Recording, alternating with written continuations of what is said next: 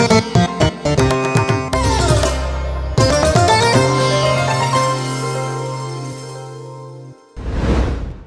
প্রিয়জনেরা, প্রভু যিশুর নামে সকলকে আমি জানাচ্ছি অভিনন্দন। আমরা এখন নতুন মাসের প্রথম দিনে চলে এসেছি। এই নতুন মাসে ঈশ্বর আমাদের জন্য কি আশীর্বাদ ও কি প্রতিজ্ঞা রেখেছেন এটা জানার জন্য নিশ্চয় আপনারা অপেক্ষা করছেন। মনে রাখবেন, গত মাসে ঈশ্বর যা আশীর্বাদ করেছেন তার জন্য ওনাকে ধন্যবাদ দিতে হবে। যিশুর সাথে চলার যে অভিজ্ঞতা, এটা খুব একটা সুন্দর জিনিস।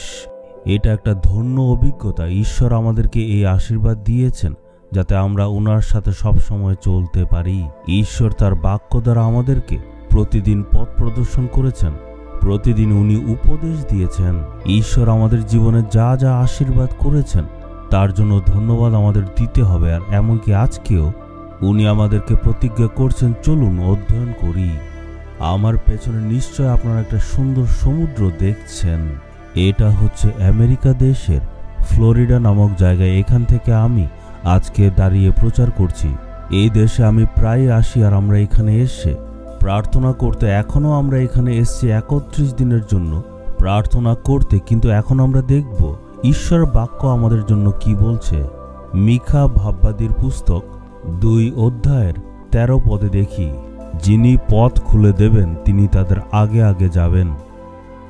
আমাদের ঈশ্বরের অনেক নাম আছে। এই এতগুলি নামের মধ্যে একটা নাম হচ্ছে যিনি পথ খুলে দেবেন।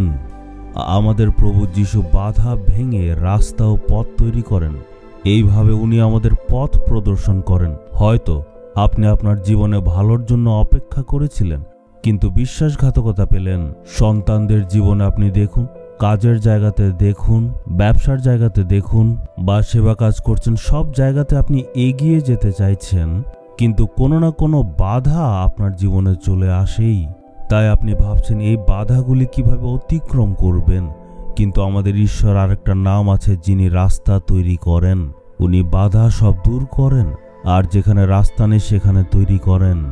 ইসরায়েলিদের জীবনে যখন তারা মিশর দেশ থেকে বেরোচ্ছিল, তাদেরকে উদ্ধার করে ওখান থেকে আনা হচ্ছিল, ওই সময় এগিয়ে যাওয়ার জন্য তাদের কোনো রাস্তা ছিল না। তারা চিন্তায় ছিল। তাদের সামনে ছিল লোহিত সাগর। তারা ভয় আর নিরাশার মধ্যে ছিল। ঈশ্বরের আরেকটা নাম হচ্ছে উনি আশ্চর্য কাজকর্তা। উনি সেই লোহিত সাগরকে 2 ভাগে ভাগ করে দিলেন। বলা হয় যে কম করেও 19 কিলোমিটার রাস্তা তৈরি করলেন আর তাদের উদ্ধার করলেন। একইভাবে দেখেন, জর্দান নদীতে ফ্লাডের জল ইসরায়েলিদের বাধা দিচ্ছিল, তখন ঈশ্বর সেই জর্দান নদীকে 2 ভাগে ভাগ করে দিলেন আর এইভাবে ইসরায়েলিরা সেই নদীর মাঝখান দিয়ে হেঁটে গেল। একইভাবে জিরিহো শহরের সামনে যখন তারা আসলো, সেই শহরের দেয়াল এত লম্বা আর চড়া ছিল সেটা পার করা ছিল অসম্ভব। ঈশ্বর সেই জিরিহো শহরের দেয়ালকে ভেঙে দিল, অলৌকিক কাজ করলেন। আপনার জীবনে হয়তো লোহিত সাগরের মতো বিশাল একটা সমস্যা, বা জর্দান নদীর ফ্লাডের মতো বড় সমস্যা, বা জিরিহোর দেয়ালের মতো বড় বড় সমস্যা। আপনি এগিয়ে যাওয়ার চেষ্টা করছেন কিন্তু বিশাল বড় বাধা।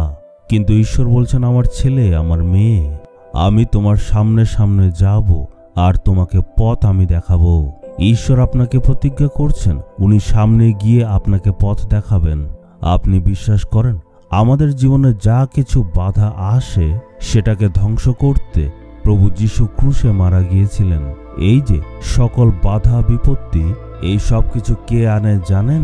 সেটা হচ্ছে শয়তান। আপনার জীবনেও সেইভাবে বাধা বিপত্তি আনতে চায়। চলুন আমরা এখন বিশ্বাসের সহিত প্রার্থনা করি। আমরা ঈশ্বরের কাছে প্রার্থনা করব যাতে শয়তান কোনো বাধা বিপত্তি আনতে না পারে।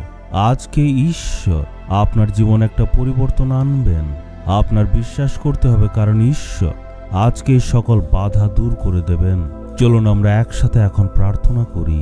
হে পিতা ঈশ্বর, আপনার বাক্যের মধ্যে যা কিছু প্রতিজ্ঞা আপনি করেছেন সেই সব কিছু প্রতিজ্ঞা প্রভু আমার জন্য।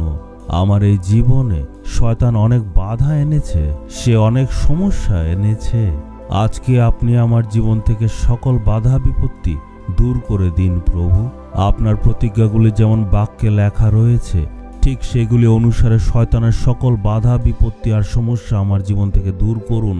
হে পিতা, আপনার এই ছেলে, আপনার এই মেয়ে তাদের জীবনে যা কিছু বাধা বিপত্তি আছে যা শয়তান তাদের দিয়েছে সেগুলি দূর করেছেন।